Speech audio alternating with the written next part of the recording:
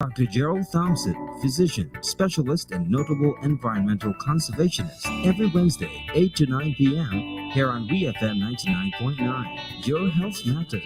Ask Dr. Thompson any burning question you have related to health. Your health matters. Dr. Thompson will examine healthcare, highlight important environmental issues, and look at what's hot in science and technology and the next wave of emerging diseases and health trends. So this and every Wednesday, join us 8 to 9 p.m. here on BFM 99.9 because your health matters.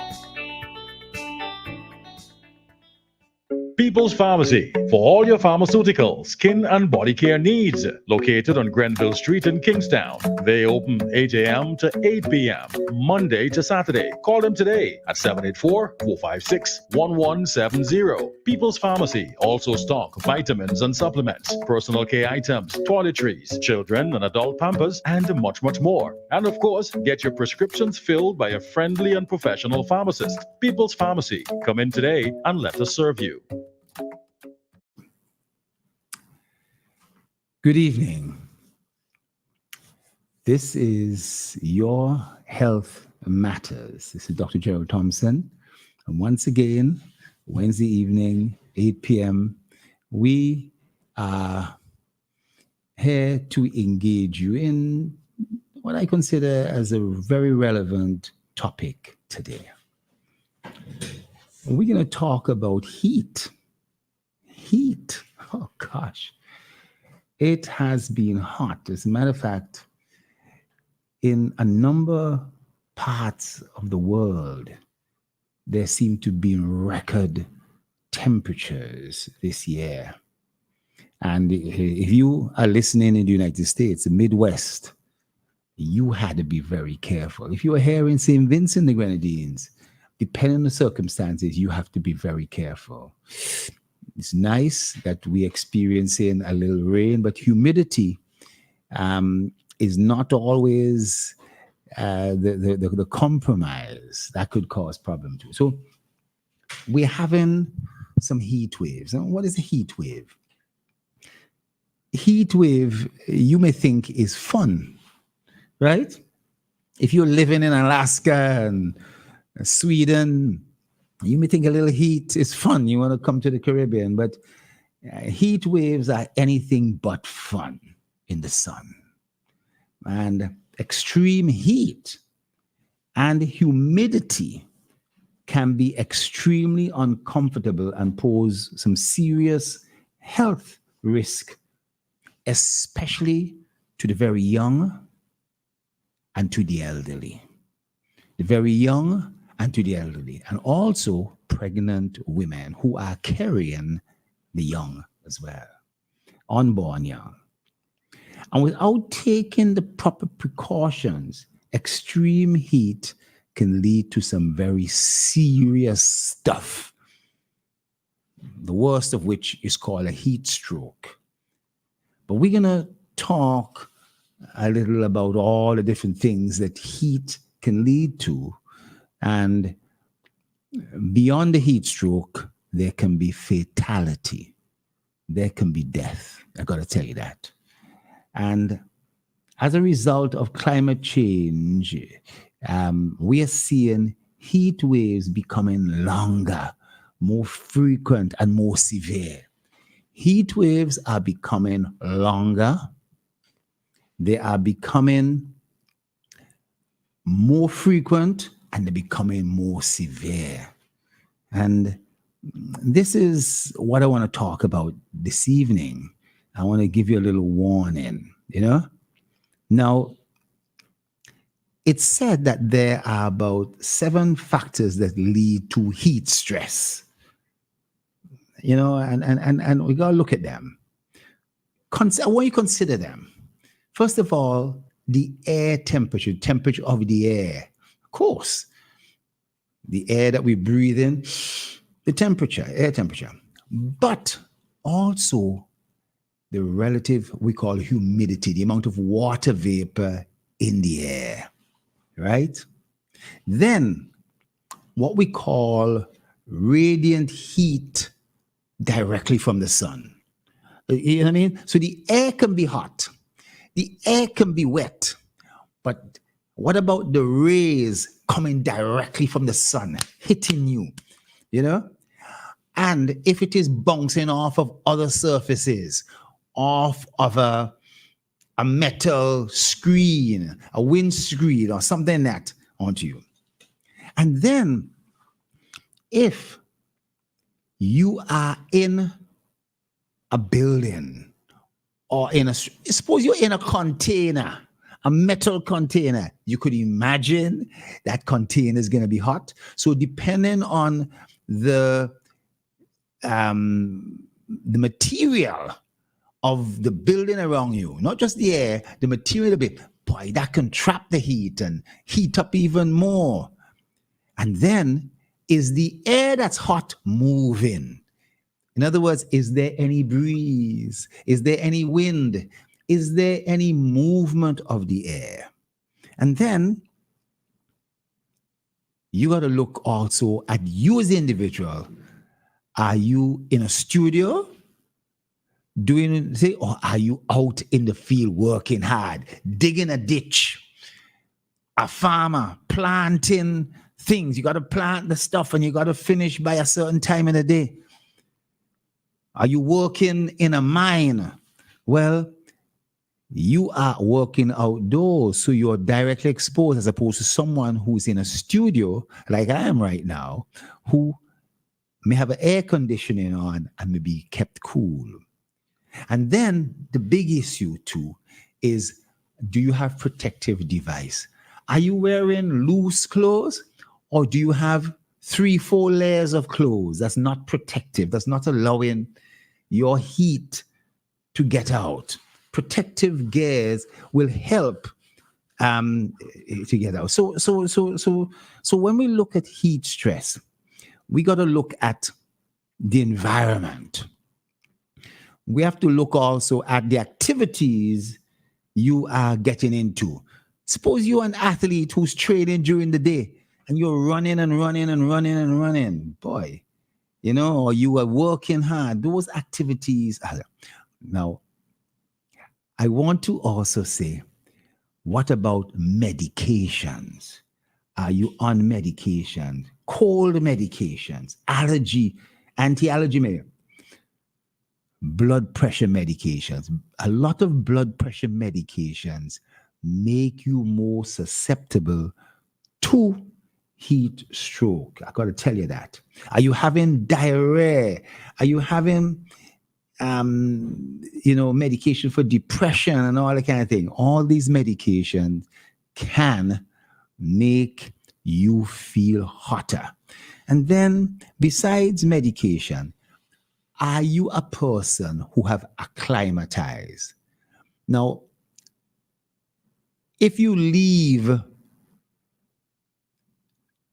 America and England and come down to the Caribbean and you're wearing a sweater, a jumper, and you're wearing a scarf, when you reach St. Vincent, don't wear the sweater, the jumper, the cardigan, or a scarf. You have to acclimatize to this new environment, and this new environment may not have air conditioning, it may not have shade, it may not have all the type of things you're used to. You have to acclimatize. It may take a couple of days for your body to adjust, or it will get hot very quickly. And then hydration.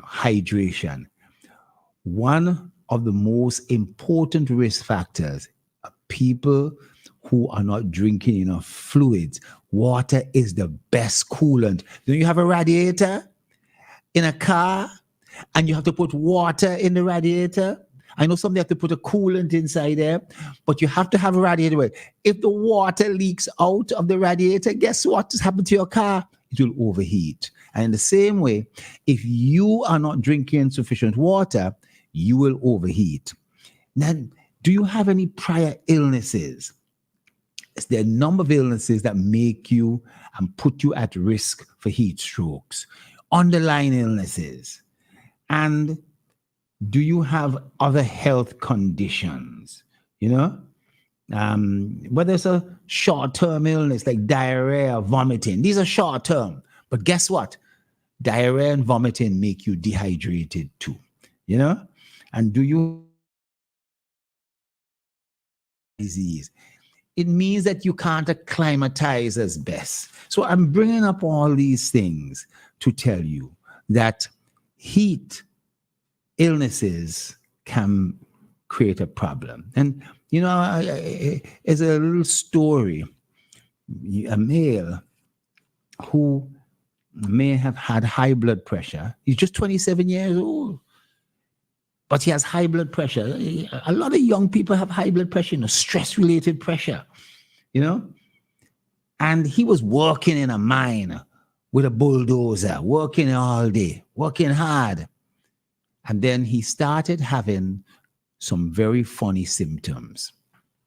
He started noticing some boils, like a rash. He then started noticing some muscle cramps.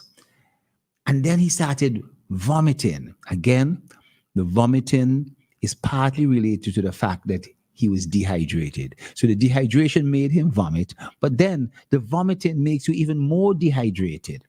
Now, luckily, he did not pass out, and someone was near him, and they were able to take action, and they were to get him somewhere where they gave him fluids, put him on some drips, and he was okay. So I have said this because you have to be prepared, depending on whether you are climbing Soufrière, whether you're going on a boat ride down to the Grenadines, whether you're just out on the beach, right? You know, the water's there, plenty of water's at the beach, but it's salt water, so you can't drink it, you know, and lots of circumstances you could find yourself, or you could be just under stress and shopping, up and down the town, and you gotta go down bottom town, go up top town, and then back down again. And so, boy, you could be really in it. So you gotta be prepared, and you gotta make sure you keep cool in your home. You have to make sure you stay out of intensive, excessive heat, and you should also stay cool and hydrated by drinking regularly. And you have to drink before you get thirsty. You can't wait till you get thirsty. If you get thirsty, that's because your brain is telling you to do that. But we want the other part of your brain, smartness, to say, during the times of any day, but especially when it's very hot, you should do the smart thing and drink lots of fluids before you actually get thirsty. And there's nothing wrong with carrying a water bottle and so. And the important thing is that infants and children, you got to check them regularly see if the child is thirsty. A very young child, the child is not going to tell you they're thirsty. They may not even start to cry. They may just start getting lethargic and looking tired. And worst of all, if you have that child in the back of a car and you decide you're going into Cable and Wireless for a few minutes to check out, or you go there long lines, or you're going into the market to buy some things, you have a child in the back of a car, you don't want anybody to take the child, so you wind up the window. That child is going to be in a metallic car, heat coming down. They are going to get very dehydrated. They are going to develop heat-related illnesses, and that's what we want to talk about today. So we are going to come back to what, and the other circumstances I want to talk is that pregnant women. Similarly, you know, you have to have regular medical visits. And if you are a working mother and you are working hard, especially if you're a farmer mother and you basically are out and about and pregnant, you got to be also careful. If you go to sleep in the afternoon, sleep in cooler areas, you know, and definitely do not do much activities when it is hot outside. I've got to say that because sometimes it's avoidable. And if you're pregnant and the temperature is over 104 degrees outside, you may say, 104 degrees, what are you talking about? Do you know there are lots of places in the world you may travel to, or even here, sometimes here in St. Vincent, where the temperature gets over 104? Don't talk about, I was in Colombia the other day, and I was in a place called Bogota. That was cool. And then I went to Santa Marta, and it was so hot. But let me not talk about that. What are the 5 types of heat-related illnesses? Do you know them? I want to explain them to you. What are the 5 types of heat-related? I will go through every one. First of all, the first one is knowing about a heat rash. Heat rash. Then, number 2 is heat cramps. Heat rash, it's mild, no big deal. It's a sign. Then heat cramps, that's the early part. Then heat exhaustion. Heat exhaustion. This is that definite heat-related illness. And then number 4 is what we call heat syncope or heat fainting. Heat fainting. And the last one is a heat stroke. A heat stroke is not the same thing as a heat fainting. You understand? It's different. But boy, it's a big difference, because heat strokes, if it isn't dealt with, is going to lead to a fatality. So let's start with heat rash. Now, imagine that a heat rash is like a skin irritation caused by the excessive sweating, during a hot, humid day. And the rash comes out as like little red spots. Of course, having dark skin, it's still red. You see some little bumpy things come up on you. Like stinging nettle has actually touched you, if you know what that means. These little tiny bumps. It's like a cluster of red bumps. Pimples, as we call them. And they could also get into a form of a blister.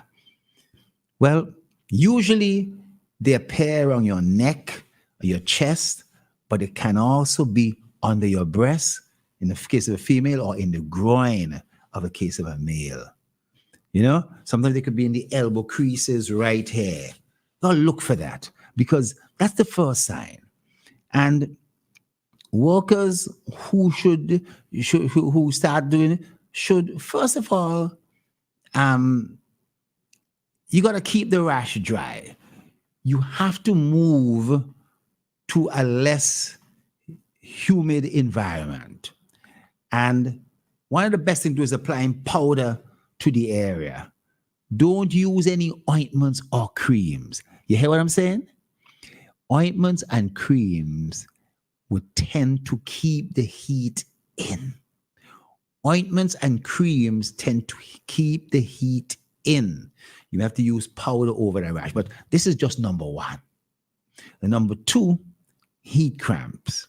Now, heat cramps usually affect workers who are exerting themselves and who are sweating a lot because of strenuous work. Strenuous work. For the world to take place, they're going to be the cable and wireless guys, the Vinlet guys who are out there, people from Bragsa digging up the road, people on construction sites. And so they're doing some real hard work, strenuous work, lifting things. And what happens is the sweating that they go through in the hot sun, in the heat wave, causes a depletion of the body's salt, the natural salt that's in your body, and also the moisture level of the skin. So low salt levels in the muscles in particular can start to cause painful cramps. Let me say that again. As persons sweat, I want you to understand that when somebody sweats, you're not just losing water, you're also losing some minerals. You're losing salt. And I'm talking about sodium. You're losing salt and sodium. Normally, we lose salt through our urine. But when you're sweating, it comes out in your sweat, And if you lose it too fast, the muscles that often rely on having a nice balance of minerals and salts, they can't function properly and they start to develop cramps. But this is good. I'm glad, because this is one of the early signs, number 2 signs that you are having a heat problem.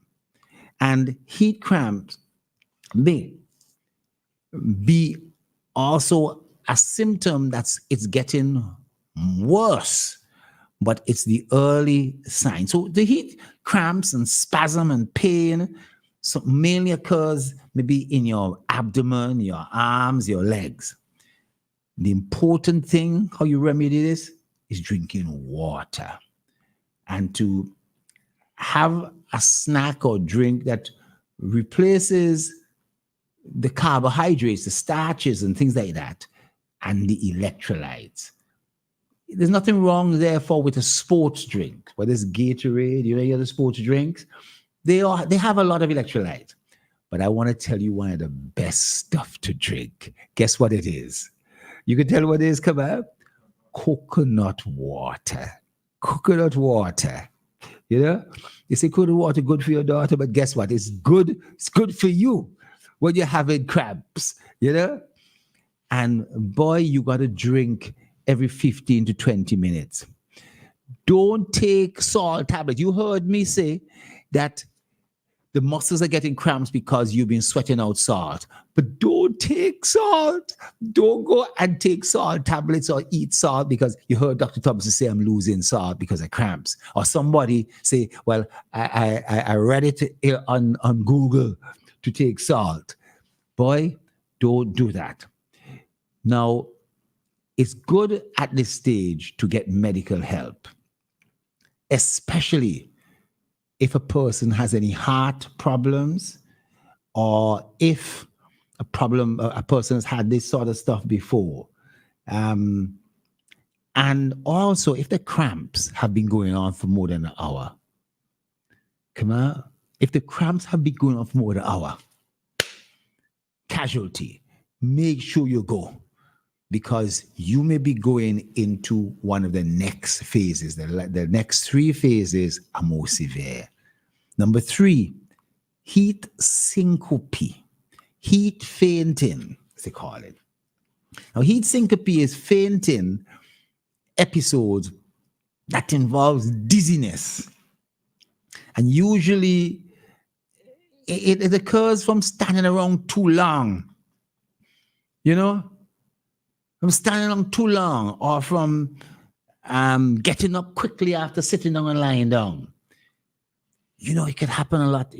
Have you ever been on a bed and you fall asleep and you didn't realize the sun was bearing down on you all the time for hours?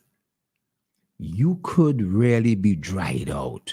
You could become dehydrated. And then when you try to get up, not only are you feeling hot, but because you are so dry, as you get up, the blood rushes out of your head down into your legs. And guess what? There's not enough blood in and around pumping up to your brain. It'll get corrected quickly, but during those few seconds, persons have been known to faint. Syncope. Fainting is usually as a result of blood rushing out of the head, not getting up to pump blood to the brain. And this happens a lot where persons get up, but the tank is not full, it's not 3/4 full, it's only quarter full. The tank, your body only has, let's say, quarter, less than half the amount of fluid it's supposed to have in. So the fluid getting up, the fluid tends to, in a rough way, settle down in your legs, and you could faint getting up too quickly, especially after lying down or sitting down. So symptoms of a heat syncope are fainting, dizziness, lightheadedness, right? Feeling like fainting after getting up from lying down for a long, long time.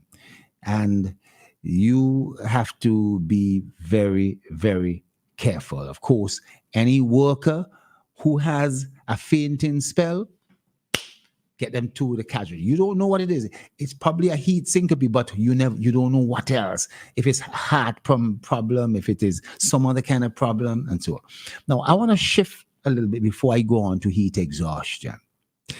Do you know that I was telling you about the blood that's supposed to go up to the brain and keep, your brain, your level of consciousness good.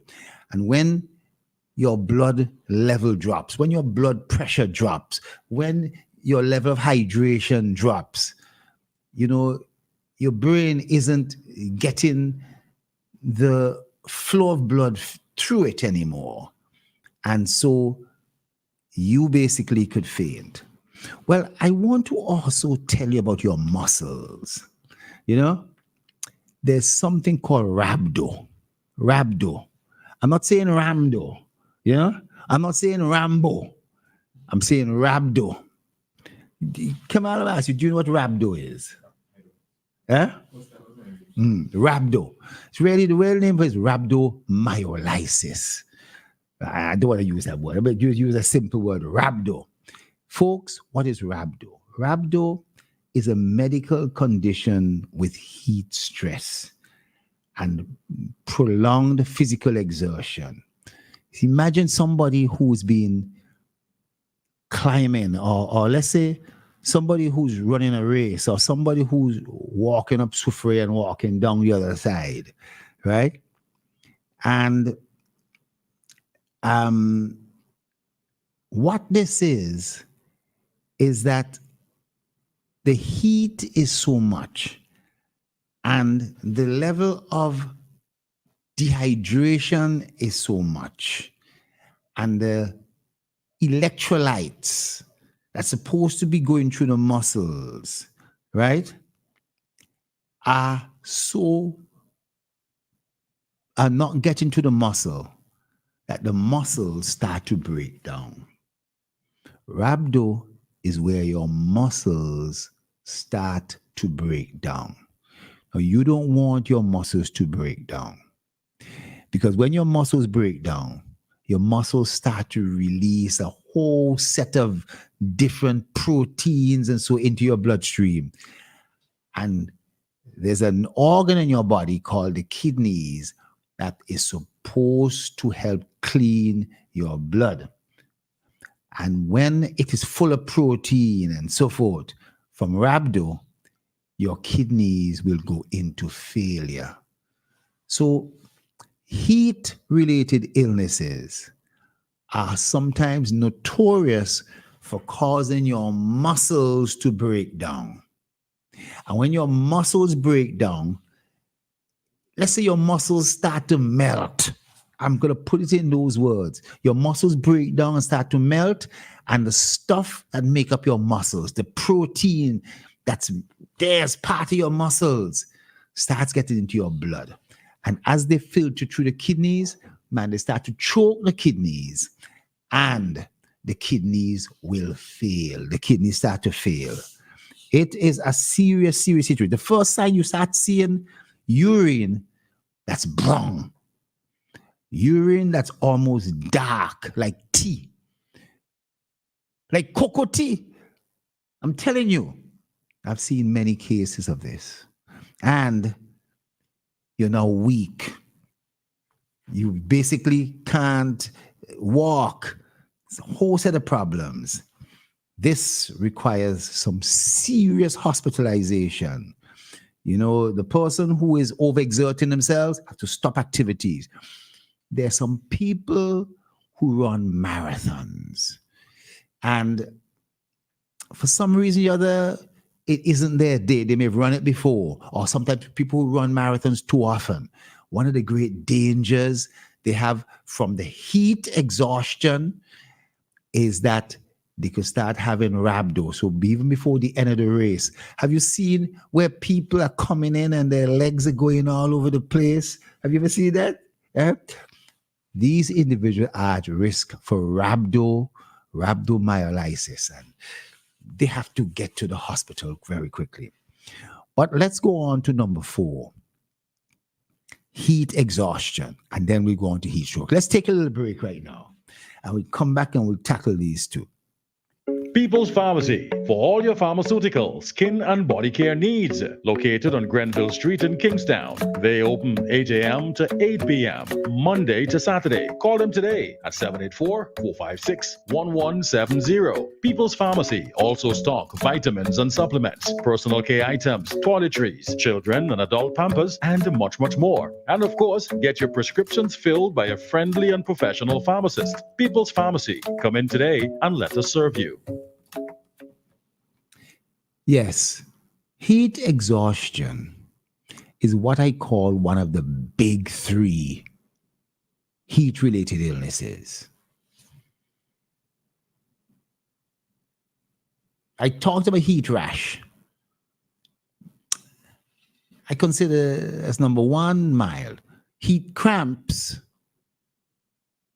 is really another mild one. And then there's heat exhaustion and heat strokes. And we say heat cramps, heat exhaustion, and heat strokes are the big 3. Now, heat exhaustion is, of course, a condition that happens when your body overheats. And the symptoms of your body overheating usually involves heavy sweating. Your pulse, if I were to check your pulse, is very rapid, very rapid. It's running 120, 125, a rapid pulse. Heat exhaustion is serious. And it's the body's response, it's one of the body's response to the excessive loss of water and the minerals and salt in your body. And it is mainly caused by excessive sweating. So let me just say again. We know that a rash can develop when you start to sweat, and that's a heat rash. We know heat cramps can take place when you sweat a lot more, you get dehydrated, and your muscles start to cramp. We know you could have heat syncope, especially when you get up too quick and you've lost so much fluid, you've been sweating a lot. Your tank can be only a quarter full of fluids in your body.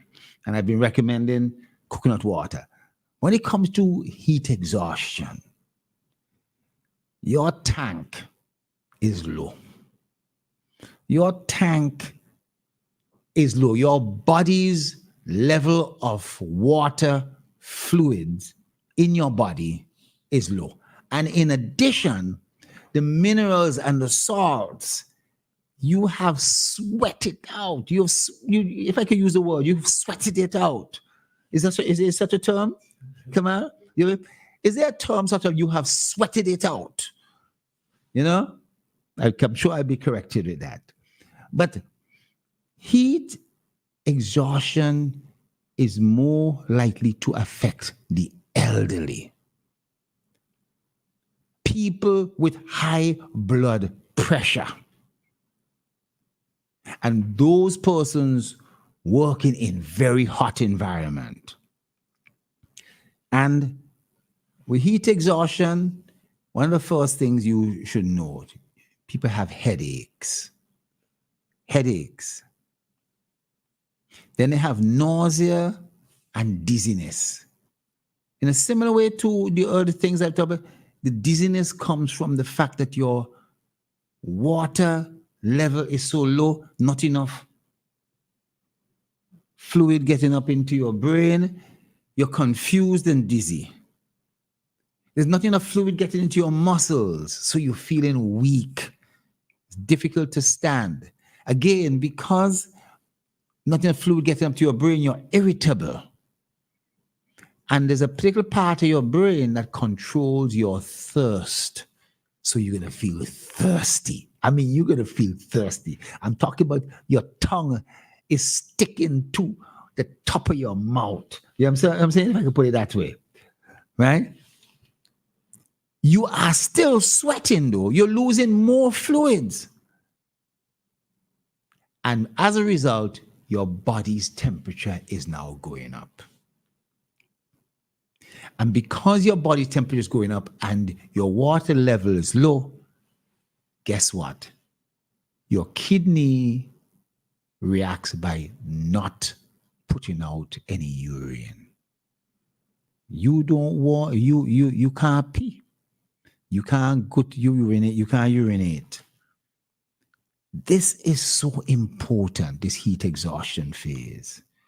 And you have to take that worker, that colleague, that child, that grandparent, that parent, that uncle, you got to take them to the casualty. If you can't, you got to call the emergency. You got to call the ambulance to come. If you're in another country, call 911. If you're in England, call 999. In St. Vincent, what do you call? Huh? Call a hospital, right? But just now they be having a special number to call. I know that. Now, have someone stay with the worker whilst you get help. Don't leave the person alone.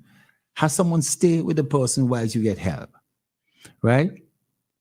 You should remove unnecessary clothing. Remember, unnecessary clothing is going to trap the heat.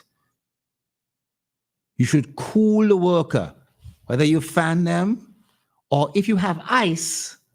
Come on, if you have ice, great place to put ice underneath the armpits,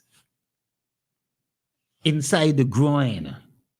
These are the areas that are going to help cool a person. Another important is having it on the neck and the face. The neck and the face. And of course,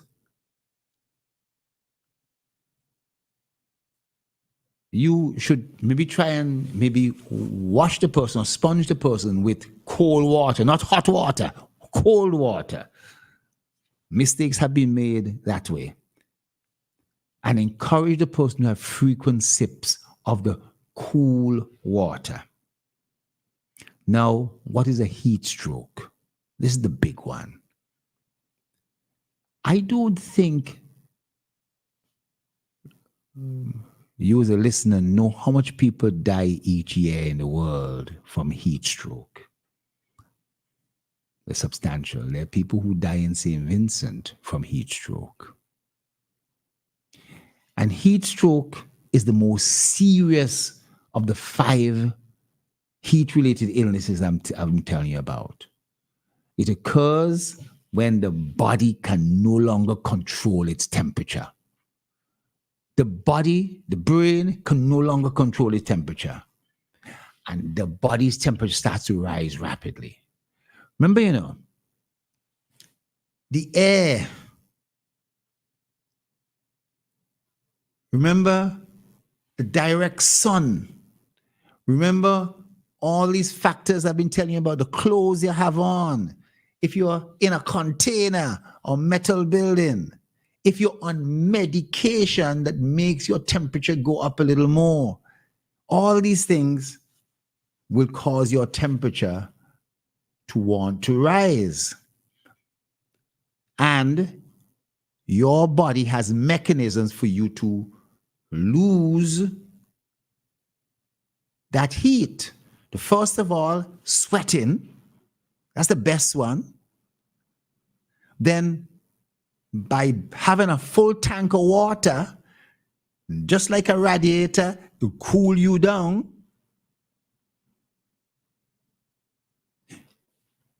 Having some air conditioning to move the air, opening up the windows so that the hot air can get out and fresh air come in. All these things are going to help cool you down. But if you don't have these things, if you have already sweated out, use that term again, to be simple, if you've sweated out all your fluids and you have quarter of a tank, that's not enough to keep you cool.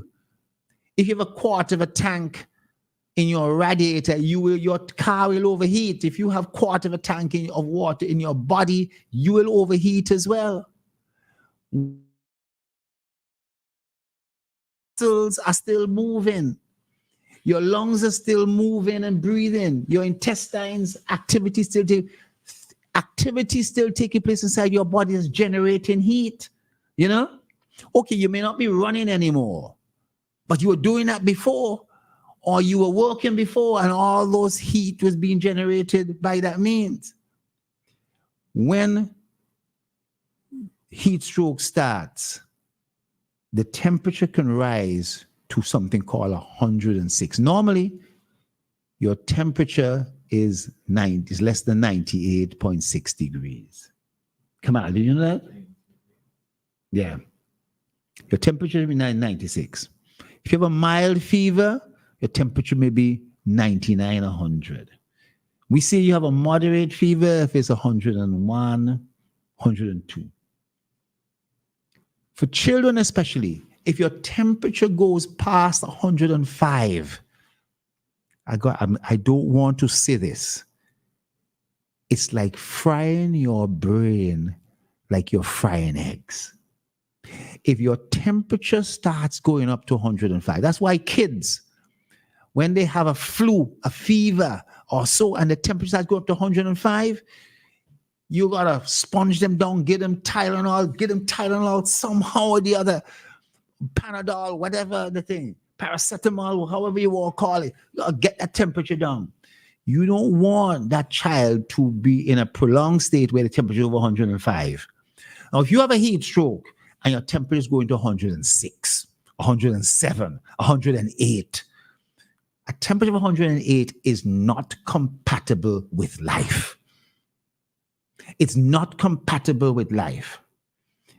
And if you have a temperature of 106 or higher, within 10 to 15 minutes, that can occur from a heat stroke. And heat stroke can cause permanent disability. I'm telling you, it's causing a real stroke, heat stroke, and it can cause death. And the most important thing, the symptoms, when the person's going through space heat, they're confused, right? They no longer, your eyes are rolling, they've altered mental state, we say. They're no longer with you. They're alive, but they're no longer with you. If they're speaking, their speech is slurred. They say, Kamal. Instead of saying Kamal, they say, Kamal, or worse. And they are going to have loss of consciousness and likely, at a temperature of 106 and higher, go into a coma. Go into a coma. When you touch, as a doctor, if I touch their body, they're hot. Their skin is dry. It ain't sweating and dry enough. Remember, all the fluids have already gone, right?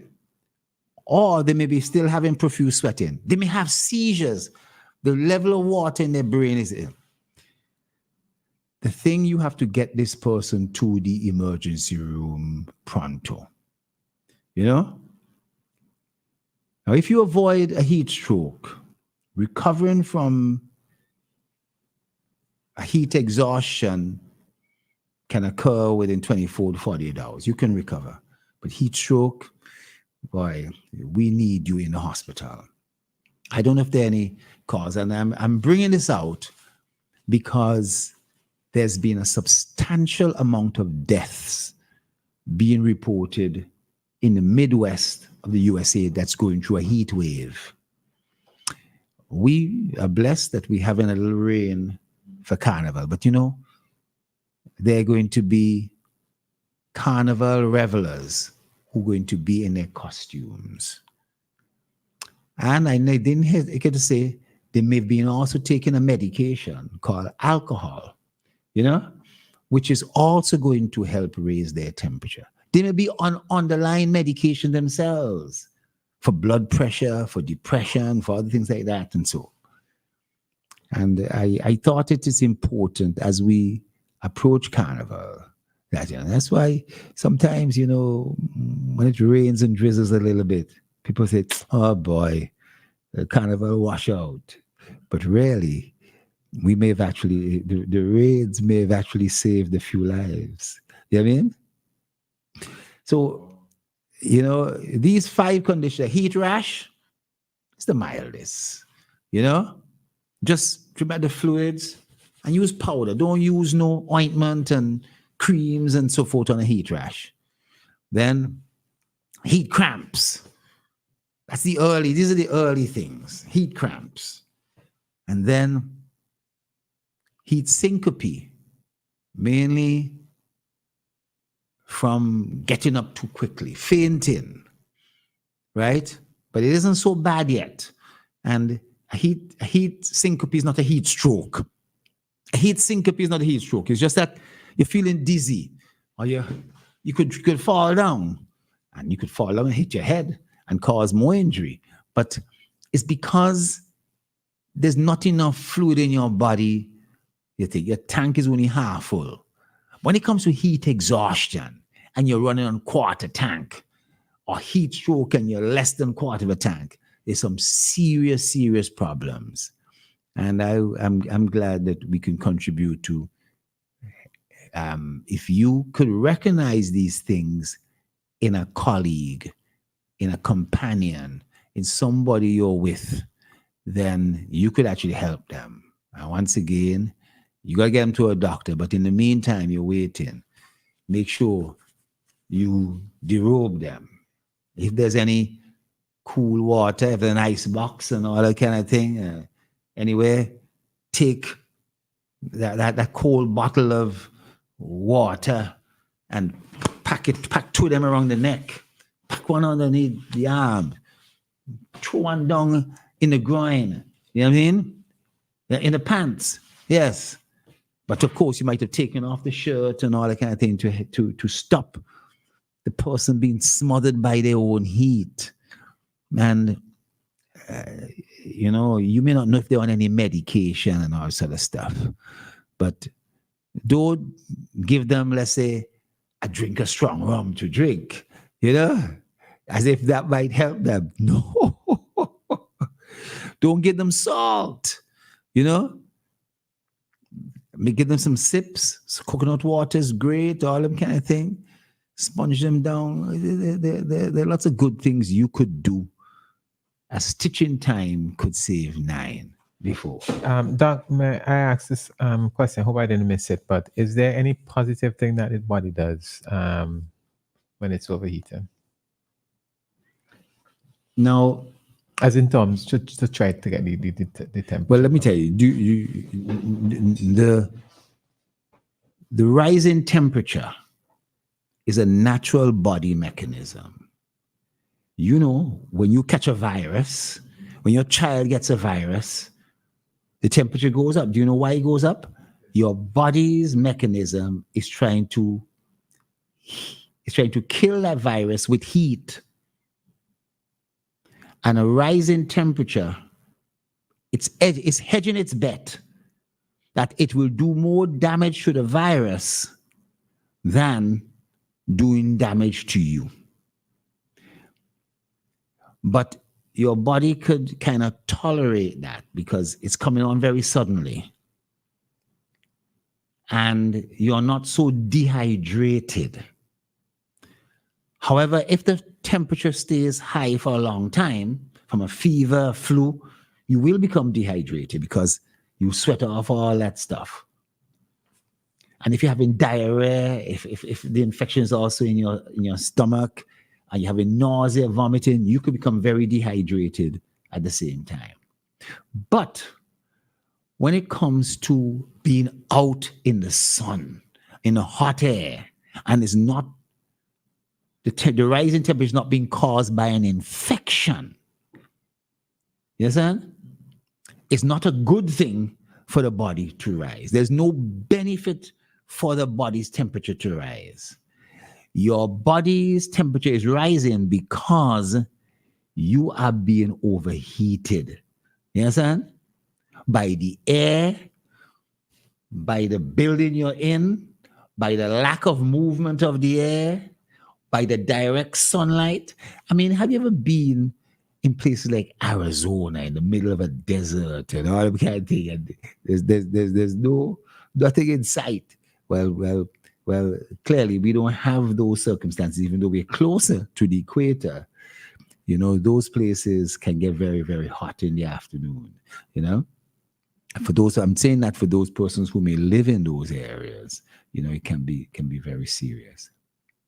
So no, I answer your question. There's no direct benefits of your temperature rising, and your body tries to bring the temperature down, but it cannot do so if it doesn't have the tools to do so.